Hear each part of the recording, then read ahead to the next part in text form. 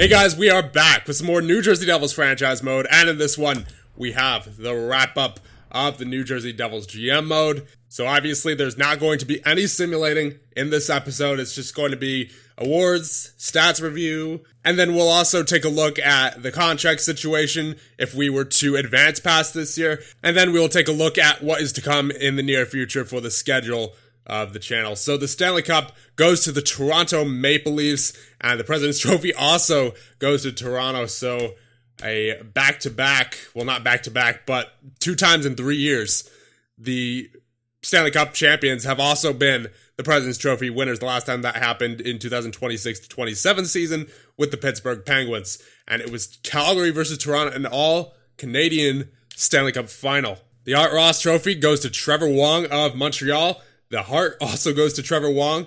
The Norris goes to Morgan Riley. The Lady Bing goes to Wong. He looks like he's been a fantastic simulator for Montreal. Though, to be fair, he does have Cole Caulfield at his wing, and Cole Caulfield, as we know, is OP in this save file at least.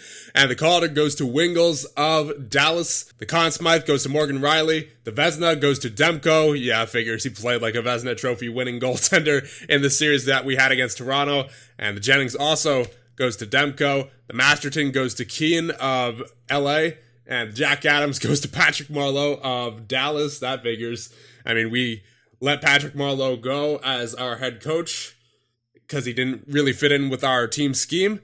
And it figures he goes and wins a Jack Adams with Dallas. And the Selke goes to Eschi of Ottawa.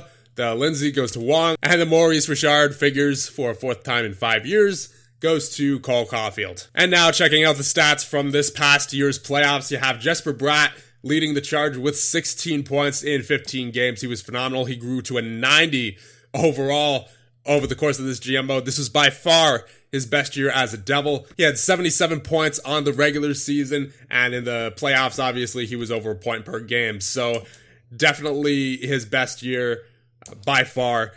Taylor Hall, also a point per game, 15 points in 15 games, 10 goals, and he's only an 85 overall, but he still honestly played like a 90 overall this past season. I mean, he's been the ageless wonder this one. So, I mean, obviously he's got that exact top 9. He's 37 years of age, but he's still proven to be a very useful player. Top 6 player, I might add, later on in his career. Nico Hischier, almost a point per game, 14 points in 15 games played. This was kind of a down year for him point-wise in the regular season, but we know he's always good defensively.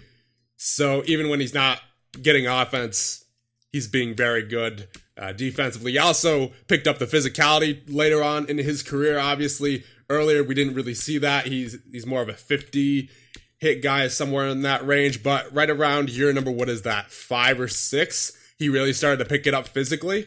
And he's always good with the takeaway to giveaway ratio. We know that. And with the playoff stats, I mean, he's a tank in the playoffs as well. He knows how to get it done when it counts. Obviously, the year that we won the Cup, he had 21 points in 22 games. This year, when we were out in the first round, I believe, he still got 6 points in 7 games, 13 points in 13 games, 11 points in 17 games, 17 points in 27 games, and then 14 points in 15 games. So, Nico, definitely a very good player for us throughout the entire GM mode, really. Kiiskinen, he was a very nice surprise, especially over the past 2 years. Obviously, the first year that we got him, he didn't really have much chemistry with anybody. He only had 13 goals in 58 games in the regular season that year.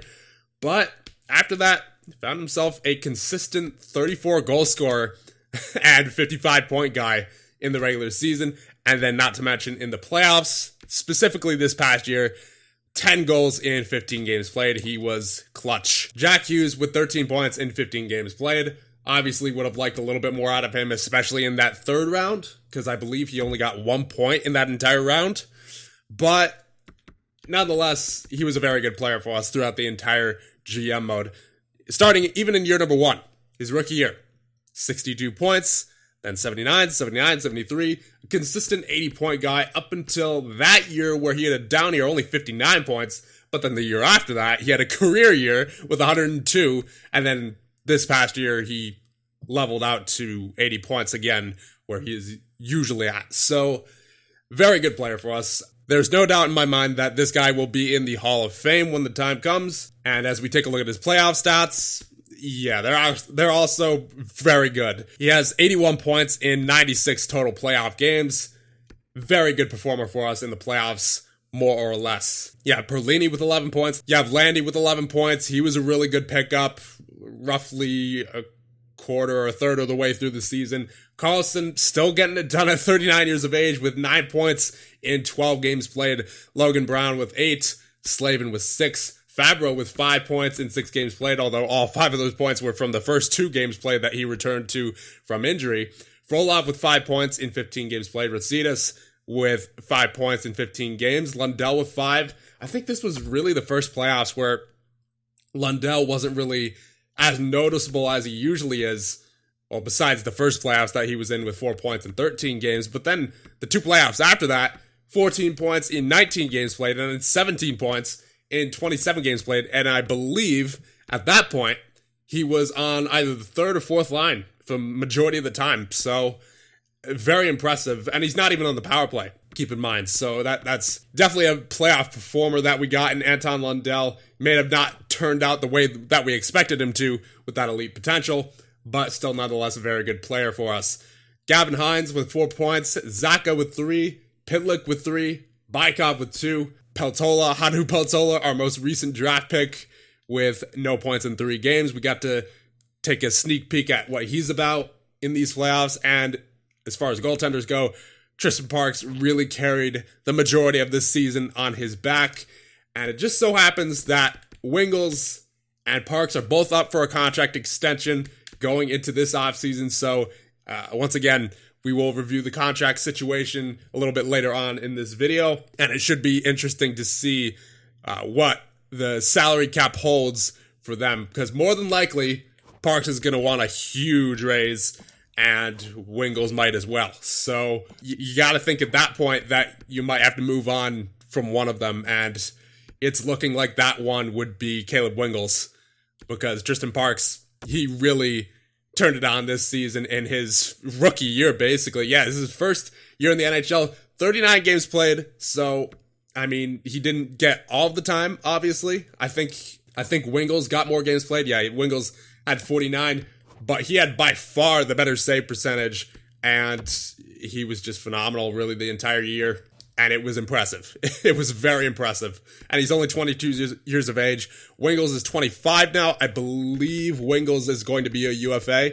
So once again, the contract situation between those two should be pretty interesting. And now we're going to take a closer look at some of the career stats for the guys who have been with us basically forever. Hughes with 774 career points in 820 games played. I do not believe he missed a single. No, he did not miss a single regular season game. I mean, there was a time where he missed an entire playoffs, because if you see here, he only played 5 playoff series, or not series, but 5, he only played in 5 total playoff years.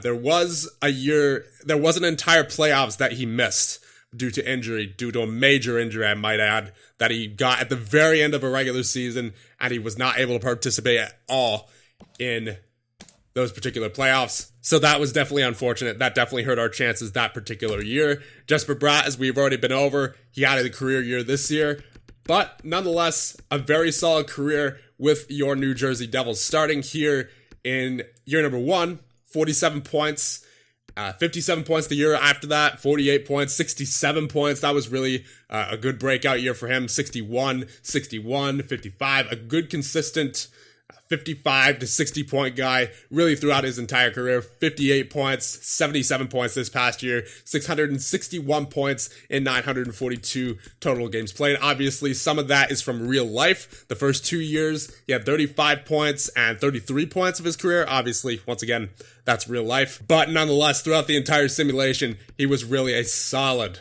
second line forward for us. And of course, Taylor Hall, he's been with us for the entire GM mode, and why wouldn't he be?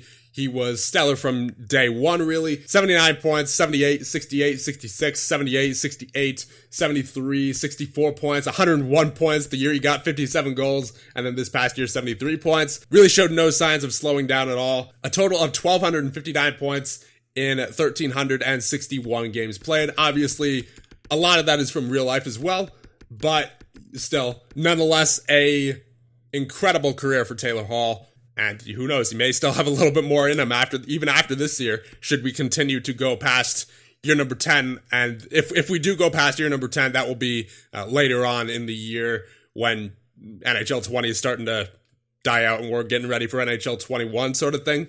That's probably when that would happen if we do end up doing that. Nico, he wasn't really one for point scoring much. I mean, he had 2 fantastic years there with 89 points each. And then he kind of leveled out a little bit after that. He's more of a 60, 65 kind of point guy because we put him on the second line. But still, nonetheless, very good career. 776 total points in 967 total games played. I would say he deserves a spot in the Hall of Fame for sure. Maybe that's just my personal bias towards him. But still, you can't argue that he was, no matter what happens with the Hall of Fame nominations for this GM mode, he was an incredible player for us regardless of what the situation was, whether it was offense, defense, penalty kill, power play, playoffs, you name it, he was good at it. Anton Lundell, once again, he didn't really pan out to be the player that we expected him to be when we drafted him with that medium elite potential, but he still turned out to be a very good player for us. He's a consistent 35 to 40 point guy, very good defensively. You put him on the penalty kill. He did play some power play time, but not much. And mostly, once again, he was used for his takeaway to giveaway ratio, as it was, for the most part, pretty impressive. This year, it seemed to take a little bit of a nosedive, but even then, even now, the way it is right now, it's pretty good. So I really have no problems, no complaints with Anton Lundell, and he was pretty clutch in the playoffs for the most part as well. Pavel Zacha, he may not have the most impressive resume, but he's been with us for the majority of this GM mode besides 1 year that he had with Carolina. And then we decided to pick him right back up again in free agency, and he did a nice job filling out the fourth line for us. I mean, obviously, once again, he was never really considered a star at any point in this GM mode, but he was with us for the majority of the time, so I figured I would give him some acknowledgement. Mikhail Rudsitis, the future of this franchise on the back end. He is going to be a stud. He's already at 86 overall. You can guarantee that he's going to jump at least a couple more overall points over the offseason. He should be like an 88 to start next year. And obviously he's taking his time growing offensively, but we know he has the potential to become a pretty good offensive defenseman, as he now does also have that 90 offensive awareness. Now, before, that was around an 84, I believe, when he first made it into the NHL. Now, with all the power play time that he's gotten, offensive awareness is up there at a 90. So he definitely will be here for a long time. And then, of course, can't forget about our goaltenders. Caleb Wingels, we had high hopes for him. He did have a solid season last year, and he had a solid end to this year as well. He had a very rough start. That's why he only has a 903 right now. But if he played the way that he did to end the season, throughout the entire season, then he would have definitely had more around a 915 or a 920. So he bounced back in a good way, but the future of this franchise and goal is definitely none other than Tristan Parks, because he had a phenomenal year all year, not just for one part of the season. In basically every game he played, he gave our team a chance to win. 24 wins, 7 losses, and 3 overtime losses in 39 games played. He had 2 shutouts and a 925 save percentage. This kid's the real deal. And now we're going to take a look at stats from around the league. So we will start with goaltenders first, may as well. We'll sort by a minimum of, let's say, 40 games, just so we can see all the starters. And Demko's up there, 921 save percentage. Hart with a 914, a 912 for Skinner, a 912 for Nielsen. And actually, you know what? Since we're sorting by 40 games played, that means that Mr. Tristan Parks is not a part of that group, since he had 39 games played, so just one short. So we may as well sort by 30 games played instead. And Parks is right up there at the top of the list. 925 save percentage in 39 games. If he had played about the same amount of games played as Demko had, he probably would have won the Vezina. I think, personally, that we have the best goaltender in the game right now in Tristan Parks. Arguably. I mean, obviously, we haven't seen a full season out of him yet, but if what we saw out of him this season is any indication of what's to come, then he should definitely end up being one of the best goaltenders in the game. Demko, the 921, Hart with a 914, Jones with a 913, Subban with a 915, Skinner with a 912, Nielsen with a 912, a 911 for Shesterkin, a 910 for Nedeljkovic, a 909 for Korpisalo, a 908 for Vasilevsky. So some respectable save percentage here throughout the league. And as we take a look at forwards, you have Trevor Wong with 112 points, 88 assists. Cole Caulfield is probably loving playing with Trevor Wong.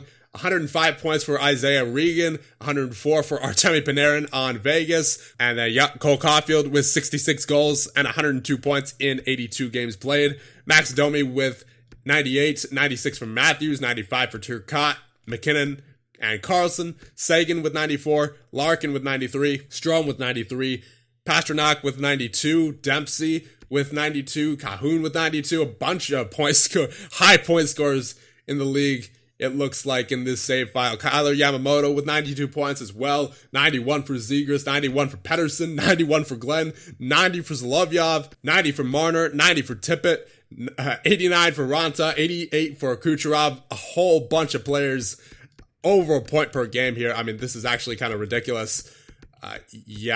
All the way up until Besser are guys with point per game seasons. And I think that looks to be around... I'm going to just take a wild guess and say that's at least 40 players.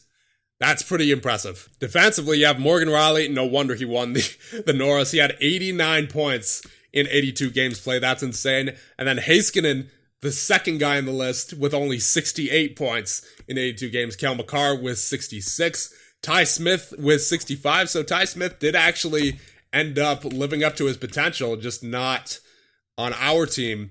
As it turns out, it took him up until year number 8 to do so, because the first 2 years that he was on Carolina, he posted numbers similar to what he posted for us.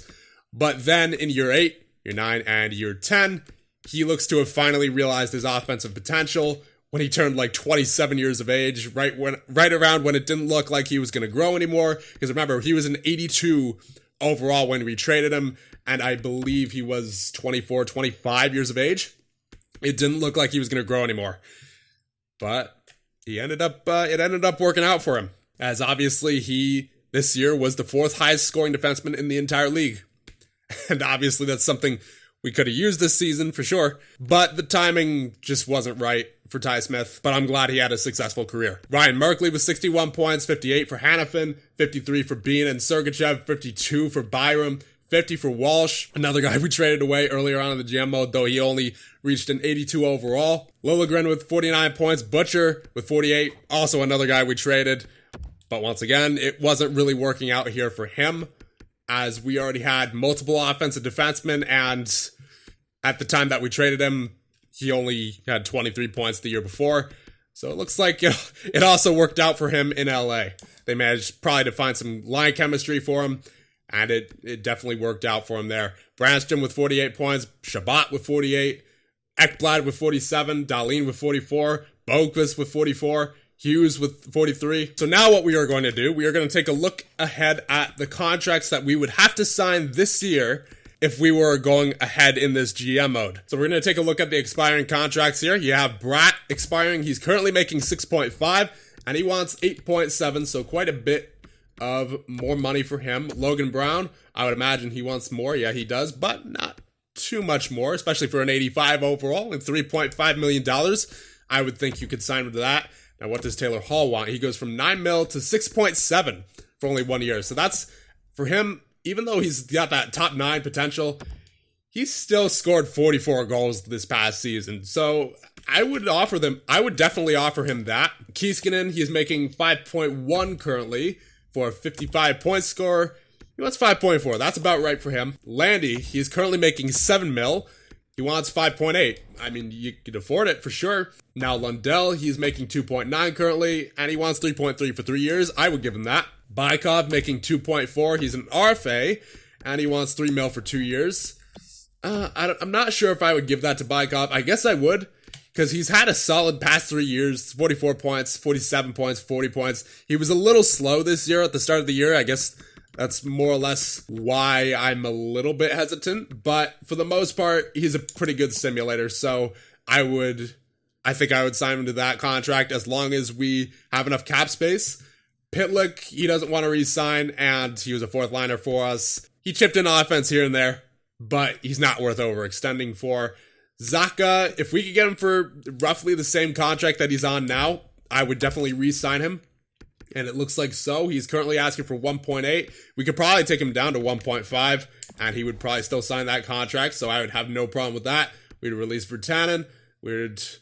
I guess you could keep Solani as some depth. And then on defense, you have Slavin, Carlson, Frolov, Schmaltz. You release Schmaltz, you release McCowan. Carlson, I think you gotta release, because at this point, he's an 81 overall. He's that AHL top 2 defenseman. Even though he scored a lot of points last year, he's gonna drop down even further, probably to, I'm gonna guess, at least to 79 overall. And it's not like his offensive awareness is gonna drop, but he'll be getting to the point in his career where he's not going to be really too effective anymore, even with that offensive ability. But it's only a matter of time before that AHL top 2 turns into an AHL top 4, then an AHL top 6, and he just continues to drop really throughout the season. I mean, he could probably end up being a 77 or a 76 by season's end, so that's definitely a contract you could drop. And you're also definitely going to need to clear up that 7.4 for a certain someone, who we will get to in a moment. Jacob Slavin currently making $5.25 million. What does he want? He wants 5.1, so I would say you could get him for 4.8, 4.7, somewhere in that range. He's currently got a top 6 defenseman potential. I would say you could use him for one more year, especially if the cap space permits. Now, here is where the interesting part is. So, Parks and Wingels both up this year, and yes, indeed, Wingels is a UFA. Now, if we were to sign him, he's currently making $5.1 million. He wants 7.4 for 6 years. Now, what does Parks want? Parks wants, oh boy, $10.9 million for 3 years. Yeah, I think you would have to move on from Wingels after this year. You would also definitely have to release the contract of Erik Karlsson just to be able to afford Parks and all the guys that you want back on the team. And honestly, I think that's really it in terms of clearing up cap space, because I think after that you could afford everyone else, because guys like Taylor Hall and Gabriel Landeskog don't want as much money. Of course, there are guys who want raises like Bratt and Lundell and like Kieskinen and Brown, but for the most part, it seems to be, the salary cap seems to be under control as long as you release Wingels and Karlsson. So now we are at the point in the video where I will discuss the upcoming channel schedule, at least for the time being. For Monday, Wednesday, and Friday, now that the Devils GM mode is over, Salt Lake City will be moving from Thursdays to Monday, Wednesday, and Friday. And the rest of the Moto series will be uploaded on Tuesdays and Thursdays, I believe. I'm not entirely sure on that yet. I have to make sure that I can actually manage to do that, because it does take a pretty long time to actually record those episodes, even though they're pretty short when the final product of it is uploaded onto YouTube, but those are actually some pretty long recordings. But nonetheless, that is the plan, so I'm going to try to stick to it, but if I can't, then I'll update you guys if I can't. And then one more update here, I will not be starting the newest NHL GM mode for a little bit, just because I want to see what happens with MLB. Because MLB The Show 20 is coming out, I believe, sometime in mid-March. So I want to be ready for that, just in case I decide to do an MLB The Show 20 franchise mode. Because the Arizona Diamondbacks franchise mode for MLB The Show 19 got a lot of love. So I definitely do want to do a MLB The Show 20 franchise mode. It's just that I have to figure out how often I should upload it. Because last year, the Arizona Diamondbacks franchise mode dragged on a little bit longer than I would have liked it to. It went on basically from, I would say, week 1 that the game was out up until after, like 2 weeks after the end of the World Series. So that went on way too long. So I got to figure out a way to sort of condense things with it to make it more viable as a YouTube series. But other than that, that is about all the updates that I have for the channel schedule. So that being said, I hope you guys enjoyed watching the New Jersey Devils GM mode, and I will see you guys in the next one.